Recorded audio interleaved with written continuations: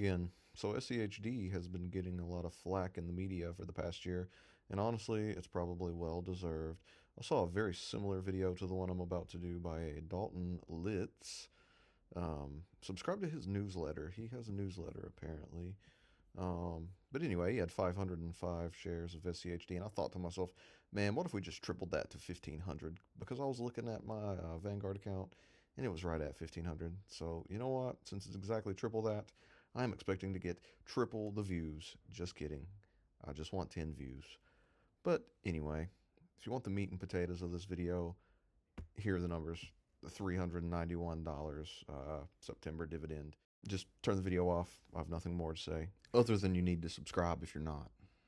Actually, I'd like to talk about this historic, well, some would actually call it meteoric, total return of SCHD over the past year. At the time of recording, I'm just going to whip up the Seeking Alpha chart there. Boom, negative 3.45. Oh, man, that stings right there. So I know what you're thinking. Why would anybody hold this with a history like that?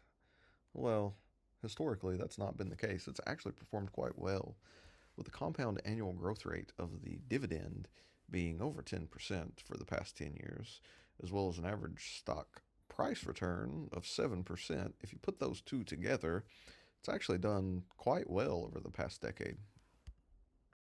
So I'm going to come over to one of my favorite calculators, DripCalc, and I'm going to throw in some of these numbers. So this actually has the dividend CAGR at 11%. I think that's a little high, so I usually like to use 10%. Share price appreciation, 7%. Nah, I'm just going to put 6. I'm going to be a little conservative with these numbers. We've had a monster tech bull run. I don't know if that's going to continue. I don't know if there's going to be a rotation into some of these dividend sectors in the next 10 years. I have no idea. This may be higher. It may be lower. The world may end. You never know.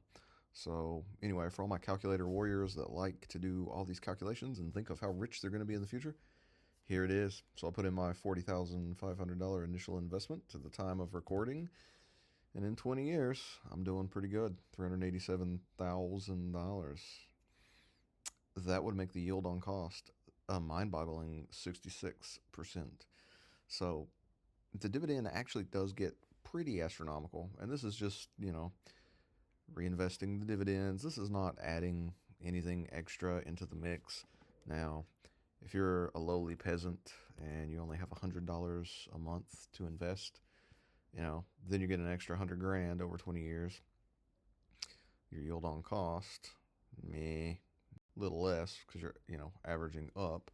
But what if you're a baller? What if you're a shot caller? What if you're the type of man that can, or female, you may be female, maybe you want to put in $2,500.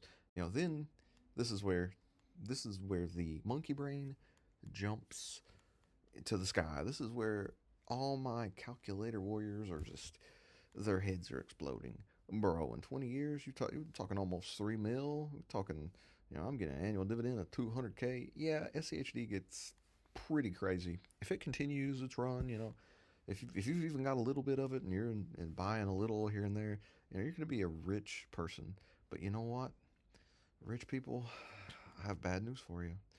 99 out of 100 times by the third generation, all your money is going to be gone. So here towards the end, I just wanted to explain why I continue to hold the SCHD, even though it's done poorly over the past year. I think the proof is in the pudding. When you look at the growth rate of the dividend, I think it's compelling. I think it makes sense. Does historically it produce the same return as the S&P? Not over the past few years, but there was a time when it was outperforming the S&P. The S&P, as well as the technology sector, there's a lot of overlap there, and there's very little overlap with SCHD. These are companies that produce more money than they consume, so they're able to pay out that excess in a dividend. I feel that each year when the reconstitution happens, SCHD should continue to grow the dividend at a very reasonable rate. Looking at the numbers here in 20 years, I think you're going to be glad that you own something with a dividend growth engine behind it. on the internet. I see a lot of videos on YouTube. I spend a lot of time on YouTube. Maybe I'm just a madman that likes, numbers. Maybe I'm obsessed. I don't know. But a lot of people seem to fall into a few different categories. There's the ultra bull, um, tech bros. We're going to the moon by Palantir, XYZ. They're maybe single stock driven. Less of them are kind of like just buy the technology sector. And then there's the classic three fund bogleheads people. Total stock market. International. And then there's a new form of the income investor, which have really kind of tied on to covered calls lately, and a lot of those still seem to like SCHD. A lot of those people maybe started with dividends, and single stocks, royalty income, stuff like that, and then they kind of progressed into the covered calls and the SCHDs. And the truth of the matter is, personal finance is in and of itself very personal. Everybody has different investing philosophies, and at the end of the day, it's really just why it helps you sleep good at night. Owning SCHD, it's one of those holdings that never bothers me.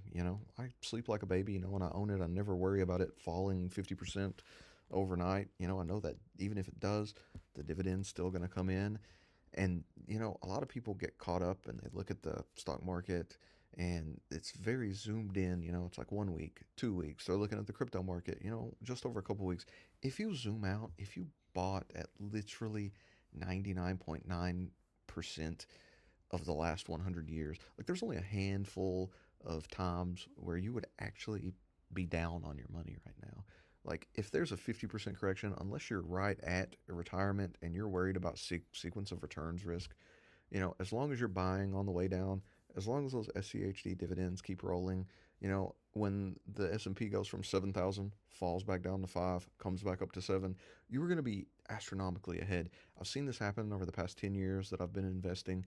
There may be a giant drawdown, but as long as I continue to dollar cost average, when the S&P gets back to that all-time high, I'm usually up 20, 30% from the last time I was at that all-time high. So in conclusion, if you're looking for something that has little overlap with the technology sector, I think SCHD is a great complement in any portfolio. Only time will tell how it does over the next few years. And honestly, not to get too into the weeds, but the dividend yield the past year has actually been in the upper 3%, which is historically pretty good for SCHD. So starting yields pretty good in my book. So if this video was helpful or you enjoyed it, just let me know in the comments. If there's any other topics you want me to cover, or anything at all, just drop those down in the comments. Otherwise, I'll see you guys in the next one. Take care.